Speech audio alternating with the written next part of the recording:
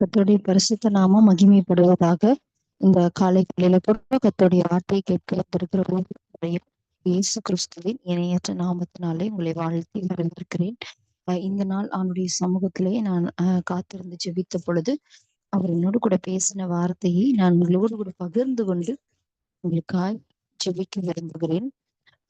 மத்தேயு 6வது அதிகாரம் 33வது வசனம். மத்தேயு 6:33.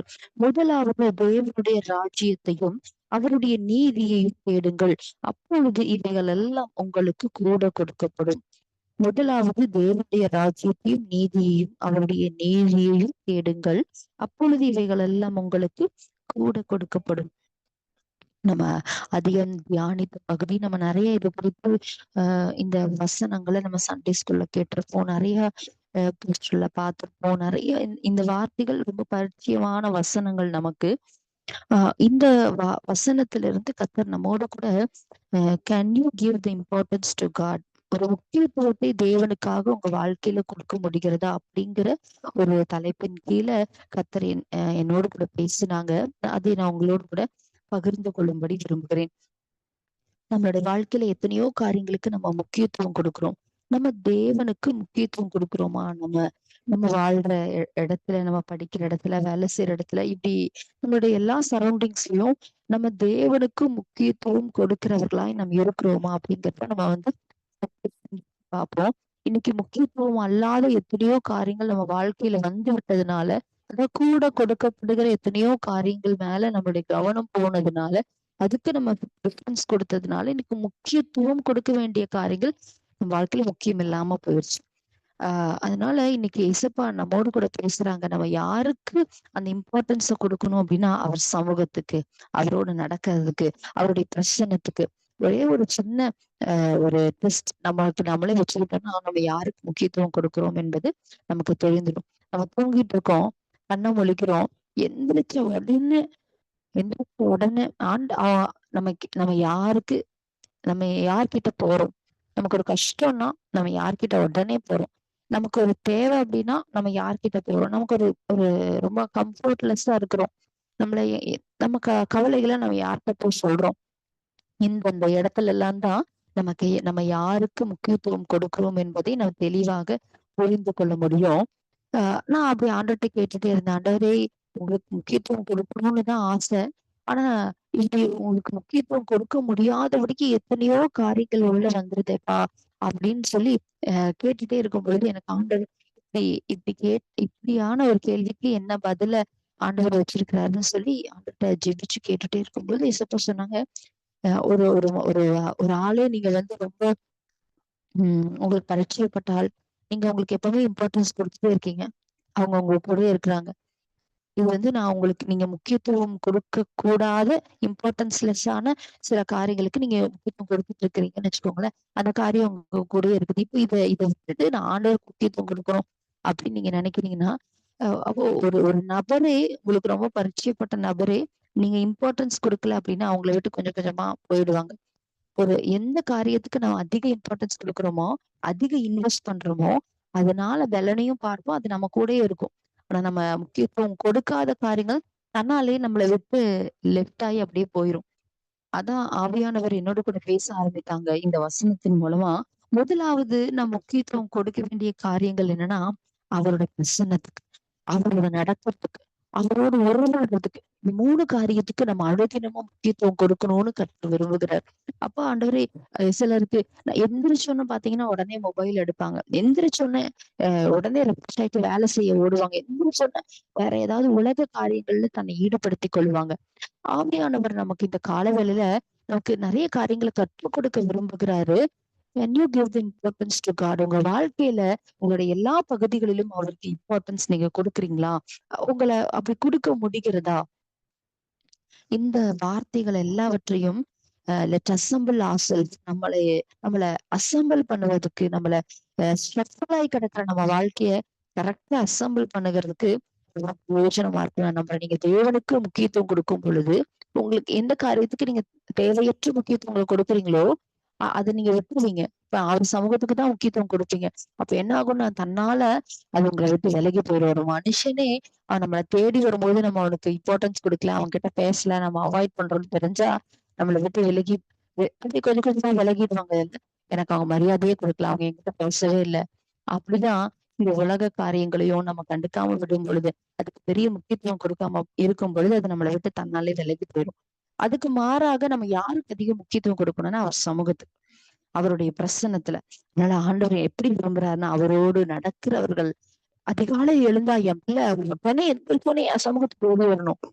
நான் ஜெபிச்சிடுறேன், நான் 10 மணிக்கு எழும்புறேன் ஜெபிக்கிறேன், அப்ப அதை கர்த்தர் விரும்பல.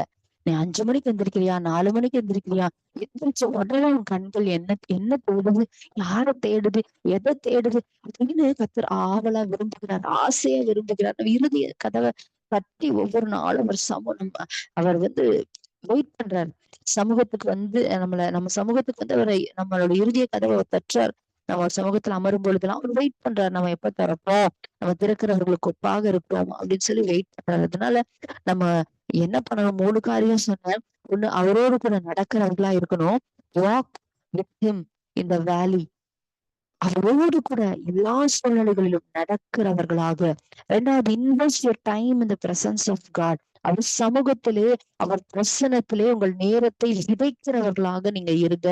முதலாவது தேவனுடைய ராஜ்யத்தையும் நீதியும் தேடுங்கள், அதை ஆண்டு விரும்புவாங்க. அவரோடு கூட உறவாடுகிறவர்களாக, அவரோடு உறவாடுகிறவர்களாக இருங்க. இந்த 3 காரியத்துல நீங்க யாரோட நடக்கணும், யார் சமூகத்துல இருக்கணும், யாரோட உறவாடணும்னா முதல்ல ப்ரிஃபரன்ஸ் ஜீசஸ்க்கு தான். அவரோட உறவாடணும், அவரோட பேசணும், அவரோட நடக்கணும். எந்த விஷயம் அவரை தேடணும். இந்த காரியமா என் அப்பாட்ட கேட்கணும், ஒரு சின்ன சின்ன காரியத்துல கூட அப்பாட்ட கேட்கணும், அப்பாட்ட கேட்கணும், அப்பாட்ட கேட்கணும், அப்பா என்ன சொல்றாரோ அதுதான். இப்படி நம்ம ஒரு தீர்மானத்துக்குள்ள நம்ம வரணும், இப்படி அவரை தேடணும் அப்படின்னு சொல்லி ஏசப்பா விரும்புறாங்க. தேடுகிறவர்களாய் தான் ஆண்டவர் நம்மளை எதிர்பார்க்கிறாங்க. தேடுகிறவர்களாய் நம்ம இருக்கிறோமா அப்படின்னு சொல்லி. முதலாவது தேவனுடைய ராஜ்யத்தின் நீதியும் தேடுங்கள், பின்புவைகள் எல்லாம் உங்களுக்கு கூட கொடுக்கப்படும்.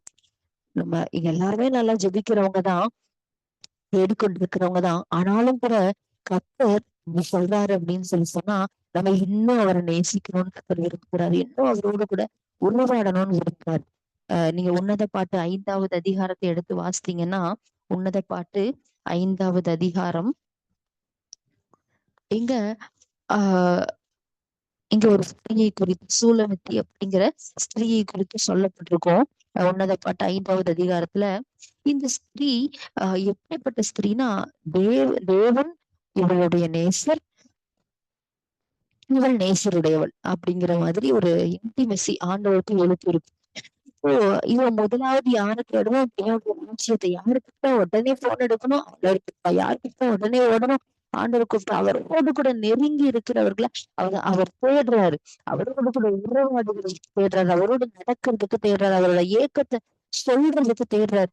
இப்ப இங்க ஆண்டவர் சகோதரிய மணவாளி 5வது அதிகாரத்துல நீங்க வாசித்தீங்கன்னா, தோட்டத்துக்கு வந்தேன், வெள்ளை போலத்தையும் கந்த வர்க்கங்களையும் சேர்த்தேன், என் தேட்கூட்டை என் தேனோடு புசித்தேன், திராட்சரசத்தை என் பாலோடு குடித்தேன், சிநேகிதரை புசியுங்கள், பிரியமானவர்களை துடியுங்கள், பூர்த்தியாய் குடியுங்கள். இதெல்லாம் அவர் சமூகத்துக்கு வந்தா வெள்ளை போலத்தை கந்த வர்க்கத்தை சேர்த்தால், அதை புசித்தால், குடித்தால், கத்தர் கொடுத்து எல்லாவற்றையும் பெற்றுக்கொண்டால், பூர்த்தியாய் குடித்தால், இது என்னன்னா நான் நித்திரை பண்ணினேன் முடிச்சுட்டு என்ன பண்றான்னா அவர் சமூகத்துல உட்காந்து எல்லாத்தையும் பெற்றுக்கொண்டேன்னு சொல்றா. இப்படி இவளோட ரொட்டீன் இப்படிதான் இருந்துச்சு. அந்த சமூகத்துக்கு போனா பெற்றுக்கொண்டா.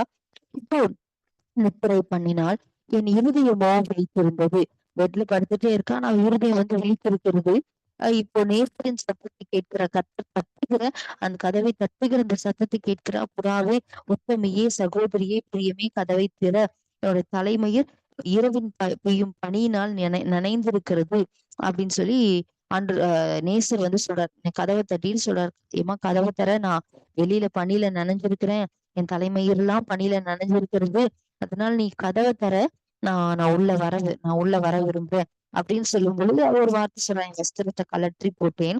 அப்போ எந்தெந்த காரியத்துக்கெல்லாம் அவன் முக்கியத்துவம் கொடுக்குற பாருங்க. வஸ்திரத்தை கலற்றி போட்டேன், நான் எப்படி அதை திரும்ப உடுப்பேன், என் பாதங்களை கழுவினேன், நான் எப்படி அவைகளை திரும்பவும் அழுக்காக்குவேன், நான் எப்படி நான் நைட் ட்ரெஸ் போட்டிருக்கேன், நான் ரெஸ்ட் எடுத்துட்டு இருக்கேன், நான் எப்படி இதெல்லாம் சரி பண்ணி செட்டில் பண்ணி மறுபடியும் நான் எழும்பி கீழே வந்து நான் எப்படி என் காலெல்லாம் அழுக்காகுமே, நான் எப்படி வருவேன், நான் இப்பதான் என் பாதங்களை கழுவினேன் இப்படின்னு சொல்லி அப்போ அவளோட முக்கியத்துவம் வேற எங்கேயோ போகுது. அவ முக்கியத்துவம் வேற எங்கேயோ அவளுக்கான சொபிஸ்டிகேட்டடான காரியங்களுக்குள்ள போகுது. அவளோடு நடந்து கொண்டிருந்தவள் தான், அவருடைய பிரசன்னத்தை வாஞ்சித்தவள் தான், அவர் சமூகத்திலே அமர்ந்தவள் தான். இப்போ நேசர் வந்து தட்டும் பொழுது அவனால என்ன பண்ண முடியலன்னா திறக்க முடியல. அவள் நித்திரை பண்ணினால், அவள் இருதயம் விழித்திருந்தது. அவள் கூப்பிடுகிற சத்தத்தை கேட்கிறாள். ஆனால் இருதயமோ திறப்பதற்கு ஆவலா இல்ல. அதனால இவ இத்தனை ரீசன் சொல்றா, நான் வஸ்திரத்தை கழட்டி போட்டேன், நான் அப்படியா ஆண்டவர் இப்படி இருக்கிறேனால. ஆனாலும் ஆண்டவர் விடல பாருங்க. நீங்க முக்கியத்துவம் கொடுக்கலன்னா கூட என் பிள்ளை எனக்கு முக்கியத்துவம் கொடுக்கல, இப்படியே போட்ட அப்படின்னு விட மாட்டார் ஆண்டவர். வாரத்தின் வழியாய் கை நீட்டி கூப்பிடுகிறானா, வாரத்தின் வழியாய் நீங்க நீங்க ஒரு ஒரு பர்சனுக்கு முக்கியத்துவம் கொடுக்கலன்னா ஒருவேளை இந்த பர்சன் உங்க லைஃப்ல இருந்து வெளியே போகலாம். ஆண்டவர் அப்படிப்பட்டவர் அல்ல. அவர் ஒரு நேசிக்கிறபடினால எவ்வளவுதான் அது காலையில நம்ம தேடாம போனாலும், எவ்வளவுதான் ஒரு சமூகத்தை நம்ம விலகி போனாலும், ஆனா ஆண்டவர் மறுபடியும் மறுபடியும் வந்து வாரத்தின் வழியாய் கை நீட்டி கூப்பிடுகிறாராம். அப்படியே அவருடைய உள்ளம் அவரோட உள்ளம் வந்து அவர் நிமித்தம் பொங்கினதுன்னு சொல்லி இருக்குது. அவர் தேடிட்டு வர ஆண்டவர் பொங்கினது. நேசருக்கு கதவை திறக்க நான் எழுந்தேன். எழும்பும் பொழுது அந்த பூட்டின கைப்பிடியில் அத அந்த கைப்பிடி அவர் தொட்டு ஓபன் பண்ண திறக்கும் பொழுது கையிலிருந்து அந்த கந்த வாசனையுள்ள வெள்ளை தூளம் அதெல்லாம் வடியுது. அதெல்லாம் கத்திர இடத்துல இருந்து பெற்றுக்கொள்ள அந்த நன்மைகள் ஆசீர்வாதங்கள் எல்லாம் அவ கையில இருந்து வடியுது. கதவை திறந்து பாக்குறா, கத்தர் இல்ல. கத்தர் இல்ல. தேடினேன் காணவில்லை, அவரை கூப்பிட்டேன் மறு கொடுக்கவில்லை. இதெல்லாம் என்ன சொல்லுது அப்படின்னா, உங்களுக்கு இப்போ இந்த நாட்கள்ல அவரோடு கூட உறவாடணும்னு விரும்புறாரு, அவரோடு கூட பேசணும்னு விரும்புறாரு, அவருக்கு இம்பார்ட்டன்ஸ் கொடுக்கணும்னு விரும்புறாரு. நீங்க முக்கியத்துவத்தை கொடுக்க கூடாத சில காரியங்களை வச்சு, அப்பா இது என்னை அறியாமையே நான் இதுக்கு கொடுத்துறேன், நான் என்ன பண்றது அப்படின்னு கேட்கும்போது ஆண்டவர் சொல்றாரு, நீ எனக்கு கொடுக்க ஆரம்பி, அந்த முக்கியத்துவம் மற்ற காரியங்கள் உன் வாழ்க்கையை விட்டு விலகி போகும் அப்படின்னு சொல்லி ஆண்டவர் வந்து நமக்கு அந்த காரியத்துல அவருக்கு முக்கியத்துவம் கொடுக்கணும்னு சொல்லி கர்த்தர் விரும்புகிறார். அப்படிதான் நம்ம வாழணும்னு விரும்புகிறார். எடுத்துக்காட்டாய் தான் இந்த சூலமித்தியோட வாழ்க்கையை காண்பிக்கிறார். இந்த சூலமித்தி வாழ்க்கையில தேவன் தான் முக்கியத்துவம் வாய்ந்தவராய் இருந்தார். அவளோட கதவை தட்டுறாரு, கூப்பிடுறாரு. ஆனா அவருக்கு இந்த ரீசன் எல்லாம் சொல்றா, அவரோட நடந்து கொண்டிருந்தவள் தான். ஆனா எழும்ப முடியலப்பா, என்னால அட்டன் பண்ண முடியலப்பா, என்னால வர முடியலப்பா, எனக்கு அது கஷ்டமா இருக்குப்பா, இது கஷ்டமா இருக்குப்பா, நான் எழுமனா என் கால் அழுக்காயிரும்பா, இதெல்லாம் சொல்றா. அதுக்கப்புறம் மறுபடியும் அவர் வாரத்தின் வழியா கை நீட்டின உடனே உள்ளம் பொங்குகிறது. உடனே கதவை திறக்கிறா. எழும்பி வந்து கதவை திறக்கிறதுக்குள்ள நேசர் இல்ல. கால தாமதம் பண்ணி செய்கிற எல்லா முக்கியத்துவங்களும் ஒருவேளை வீணாய் போய்விடலாம். ஒருவேளை அது நாம் இழந்து போகிறதுக்கு எதுவான ஒரு காரியமா இருக்கலாம். இன்னைக்கு பரிசுத்த ஆவியானவர் நம்மோடு கூட பேசிக் கொண்டிருக்கிறாரு. அவரோடு கூட நடக்கிறவர்களை அவர் எதிர்பார்க்கிறார். அவரோடு கூட அமர்கிறவர்களை எதிர்பார்க்கிறார். அவரோடு கூட உறவாடுகிறவர்களை எதிர்பார்க்கிறாரு. நான் அவரோடு நடக்கிறவளா இருக்கிறேனா, அவரோட அமருகிறவளா இருக்கிறேனா, அவரோடு உறவாடுகிறவர்களா இருக்கிற இந்த 3 காரியத்தை அவரோடு நடக்கிறோமா, அவரோட சமூகத்துல இன்வெஸ்ட் பண்றோமா, அமருகிறோமா, அவரோடு உறவாடுகிறோமா, இந்த 3 காரியத்தை கர்த்தர் நம்மகிட்ட எதிர்பார்க்கிறார். அவர் தேடி தேடி தேடி தேடி சோர்ந்து போன கால தாமதம் பண்ணி திறந்தா கூட சில நேரங்கள்ல கிடைக்காம போயிடலாம். அதற்கு முன்பதாக கதவடைக்கப்பட்டிடலாம். இது நாட்கள்ல அவரோடு கூட நம்ம இன்வெஸ்ட் பண்ணும்போது, அவருக்கு முக்கியத்துவம் கொடுக்கும் பொழுது, அவரோடு கூட நம்ம நெருங்கும் பொழுது, நம்ம அவர் சொல்லப்பட்டிருக்கு இல்லையா, தேவனுடைய மக்களை உங்களுக்கு கூட கொடுக்கப்படும். முதலாவது தேவனுடைய ராஜ்யத்தையும் நீதியும் தேடுங்கள், பின்பு இவைகள் எல்லாம் உங்களுக்கு கூட கொடுக்கப்படும். நிறைய வேலையில கூட கொடுக்கப்படுற காரியங்கள் மேல, அற்புதங்கள் மேல, அந்த காரியங்கள் மேல நமக்கு ஈர்ப்பு போயிடும். ஆனா ஆண்டவர் என்ன விரும்புறாருன்னா, அவரோடு நடக்கிறவர்களை எதிர்பார்த்து விரும்புகிறார். நம்ம ஆசீர்வாதத்தையும் எனக்கு தீர்க்க தரிசனமான வார்த்தைகள் வேணும், வாக்கு திட்டங்கள் வேணும்னு அதை மட்டும் தேடுகிறவர்களா இல்ல. யோசிச்சு பாருங்க, தேவைக்காக அவர் இடத்துல போறோமா, தேவையே அவர் தான் போறோமா, ஒரு ஒரு நமக்கு கவுன்சிலிங் கொடுக்குற மாதிரி நமக்கு ஆலோசனை கொடுக்குற மாதிரி வார்த்தைகள் வரும்போது ஏற்றுக்கொள்கிறோமா, இல்ல நமக்கு வந்து எச்சரிப்பின் வார்த்தைகள் வரும்பொழுது நம்ம ஏற்றுக்கொள்கிறோமா, இல்லைன்னா நமக்கு தீர்க்க தரிசனமான வார்த்தைகளோ சந்தோஷமான வார்த்தைகள் வரும்பொழுது மட்டும் அது ரேமாவா எடுத்துக்கொள்ளுகிறோமா, நம்ம எதற்கு முக்கியத்துவம் கொடுக்கிறோம், நம்ம எவ்வாறு தேவனுடைய சமூகத்தை, அவரோட நடக்கிறதை, அவரோட உறவாடுகளை எப்படி நம் வாழ்க்கையில முக்கியத்துவப்படுத்துகிறோம் என்று ஒன்று இருக்கிறது. நம்ம லைஃப் அவர் அசம்பிள் பண்ண விரும்புறாரு, அவரை தேடணும்னு விரும்புறாரு, அவரோடு நடக்கணும்னு விரும்புறாரு. அவருடைய சீசனான முதல் சீசனான ஃபர்ஸ்ட் பிஷப் பேதுரு நீங்க பாத்தீங்க அப்படின்னு சொல்லி சொன்னா, தான் மத்திய எழுதின சுவிசேஷத்துல சொல்லப்பட்டிருக்கோம், 16வது அதிகாரம் நினைக்கிறேன். இப்ப எல்லாரும் இருக்கிறாங்க. அந்த சீஷர் பொதுவா ஆண்டவர் வந்து கேக்குறாரு, யாரு நான் யாருன்னு சொல்றாங்க எல்லாரும் அப்படின்னு சொல்லி. நான் யாருன்னு சொல்றாங்க, அதை எடுத்து நீங்க வாசித்தீங்க அப்படின்னு சொல்லி சொன்னா உங்களுக்கு அது தெரியும். மத்தேயு மத்திய எழுதின சுவிசேஷத்துல 16வது அதிகாரத்துல என்னை குறித்து எல்லாரும் யாருன்னு சொல்றாங்க. இயேசு கேட்டு 16வது அதிகாரம் 15வது வசனத்துல ஆண்டவர் கேட்கிறாரு, என் ஜனங்கள் யார் என்று சொல்லுகிறார்கள்? அதற்கு அவர்கள் சிலர் மெய்ப்பாதி யோவான் ஸ்நானகன் என்றும், எலியா என்றும், வேறு சிலர் எரேமியா என்றும், தீர்க்கதரிசிகள் ஒருவர் என்றும் சொல்லுகிறார்கள். அப்பொழுது அவர், நீங்கள் என்னை யார் என்று சொல்லுகிறீர்கள் என்று கேட்டார். ஆக்சுவலா வந்து நம்ம இங்க என்ன சொல்லப்படுது அப்படின்னு சொல்லிட்டோம்னா, இவங்க சொல்றாங்க என்னை யாருன்னு சொல்றாங்கன்னு கேட்கும்போது, இவங்க ஒரு லிஸ்ட் ஆஃப் இதெல்லாம் சொல்றாங்க. அவங்களை எரேமியான்னு சொல்றாங்க, அவங்கள எலியான்னு சொல்றாங்க, யோவான் ஸ்நானகன்னு சொல்றாங்க. ஏன்னா நம்ம வந்து ஒரு டவுட் கேட்கும் போதே நம்ம எப்படி ஒரு பிரசங்கியார்ட்டையோ இல்ல வேற யார்ட்டையோ கேட்கும் போது என்ன சொல்றோம்னா, நம்மளோட காரியத்தை போய் சொல்றதுக்கு பதிலா வேற ஒருத்தங்க இப்படி ஒரு ஸ்ட்ரகிள்ல இருக்கிறாங்க, இதுல இருந்து விடுதலை ஆகுறதுக்கு என்ன வழின்னு கேட்போம் இல்லையா? ஏன்னா எல்லாத்துக்குமே நம்மளை வெளிப்படுத்திக்க தயக்கம். அதனால நம்ம பிரச்சனையை கூட வேற ஒருத்தங்க பிரச்சனையா சொல்லி கேட்போம். அந்த மாதிரிதான் இவங்கதான் சொல்றாங்க, எலியா எரேமியான்னு இவங்களோட உள்ளத்துல உள்ளதுதான் சொல்றாங்க. சரி, அவங்க இப்படி சொல்றாங்கப்பா, நீ என்னன்னு சொல்றன்னு ஆண்டவர் திரும்ப கேட்கிறாரு. அப்ப எல்லாருமே யோசிக்கும் பொழுது சீமோன் பேதுரு மட்டும் டக்குன்னு ஒரு வார்த்தையை சொல்றாரு, நீங்க தான் ஜீவனுள்ள தேவனுடைய குமாரனாகிய கிறிஸ்துன்னு சொல்லி. இப்படி ஒரு வார்த்தை வந்து பேதுருக்கு வெளிப்படுத்தப்படுகிறது.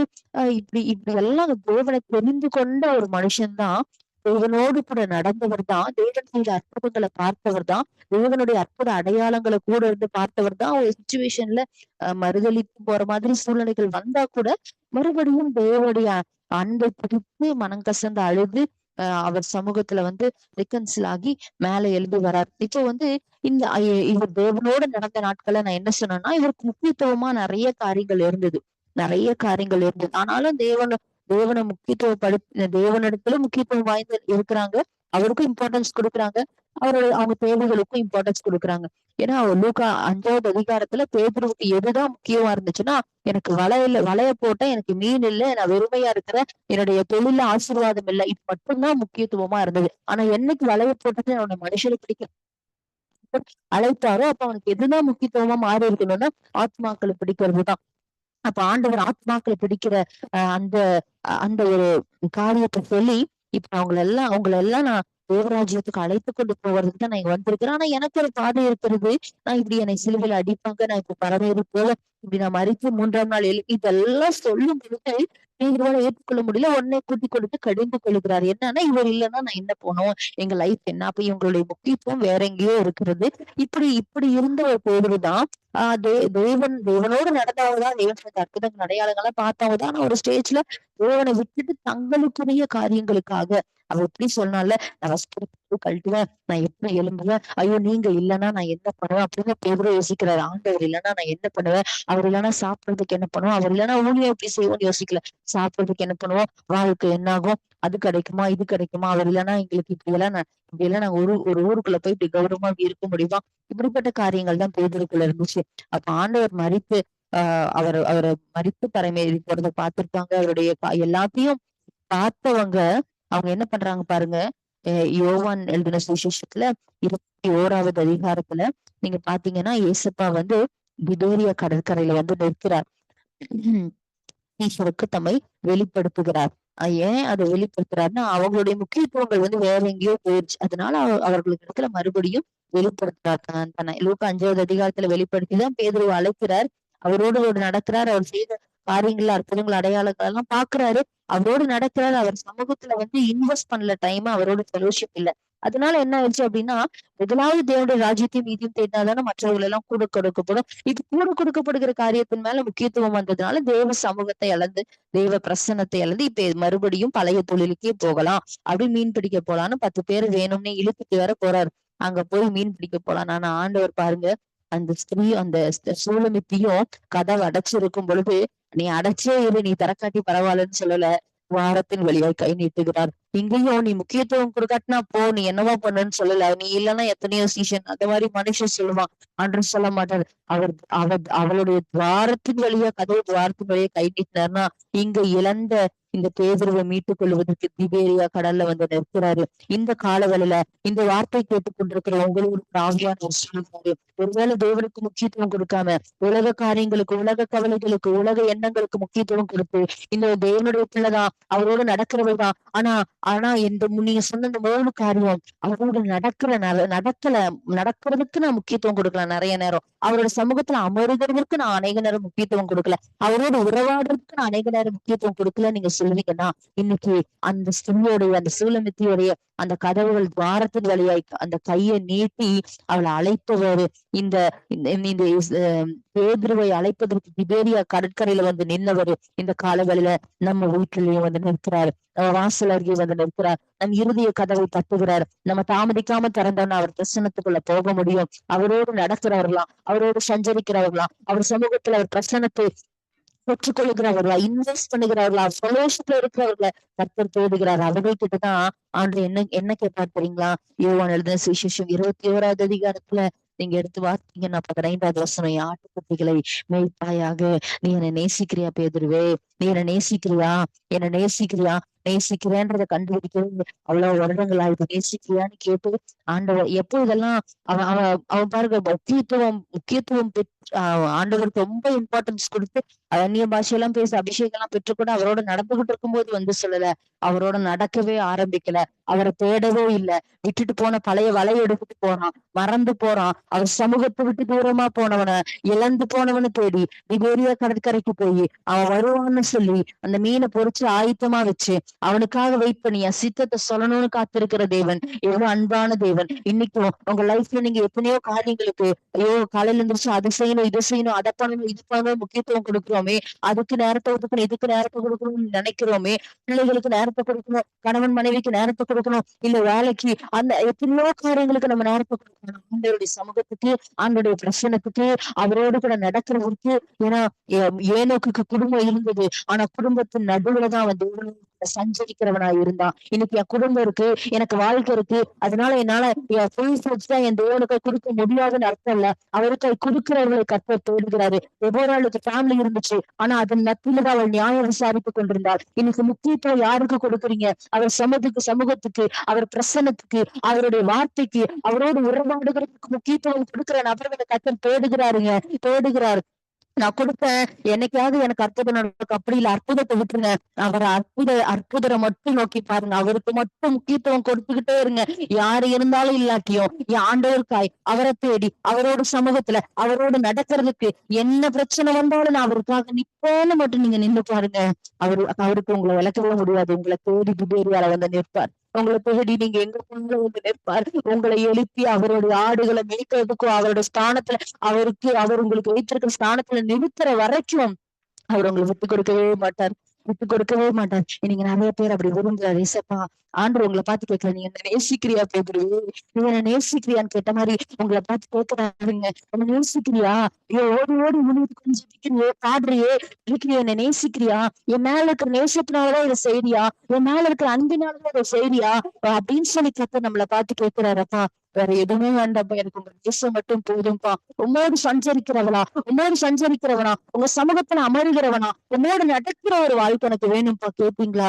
அப்படியே இருக்கிற இடத்துல கண்களை மூடி தலைகளை தாழ்த்தி ஆண்டவரை நோக்கி லெட் அசெம்பிள் ourselves. நம்மள சரிந்து கிடக்கிற குழப்பி கிடக்கிற நம்மள, வாழ்க்கையில எந்த ஒரு ஒரு அசம்பிளாகவும் இல்லாத நம்மள கர்த்தர் ஷஃபிள் கிடந்துட்டு இருக்கிற நம்மள அசம்பிள் பண்ண விரும்புறாரு. நம்மள பிரயோஜனமாக்க விரும்புறாரு, பிரயோஜனப்படுத்த விரும்புறாரு. முன்னாடி நம்ம பிரயோஜனம் இல்லாதவர்கள், ஆனா இப்போ அவருக்கு பிரயோஜனம் உள்ளவர்கள் தானே. ஏசப்பா அப்படி நம்மளை மாத்திட்டு இருக்கிறாருல. அவரை இழந்துடக்கூடாது, அவர் பிரசனத்தை இழந்துடக்கூடாது, அவர் சமூகத்தை இழந்திருக்க என்ன வந்தாலும் ஆண்டவர் உங்களையும் நான் நோக்கி பார்ப்பேன். ஏசப்பா, இயேசுவே உமக்கு நன்றி அப்பா.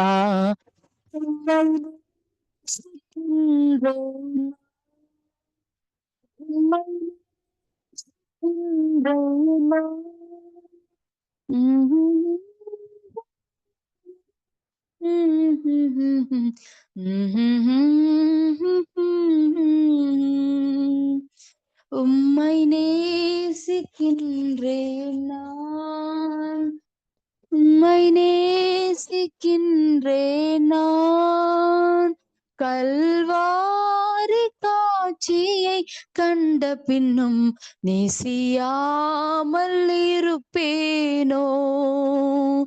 கல்வாரி காட்சியை கண்ட பின்னும் நேசியாமல் இருப்பேனோ? அப்பா, கல்வாரி காட்சியை பார்த்ததுக்கு அப்புறமும் நாங்க நேசிக்காம இருப்போம் அப்பா. இழந்த எங்களை தேடி வாரத்தின் வழியாய் நீட்டி கதவை நீட்டி தேடுகிறீரப்பா. இழந்த எங்களை தேடி ஆண்டவர் திடீர்னு கடற்கரையில வந்து நிக்கிறீங்கப்பா. ஆனா நாங்களும் ஆண்டவரை கதவை அடைச்சிட்டு எங்களால எழுத முடியல, அதை செய்ய முடியல, இதை செய்ய முடியல அப்பா நாங்க ரீசன் சொல்லிட்டு இருக்கோம்.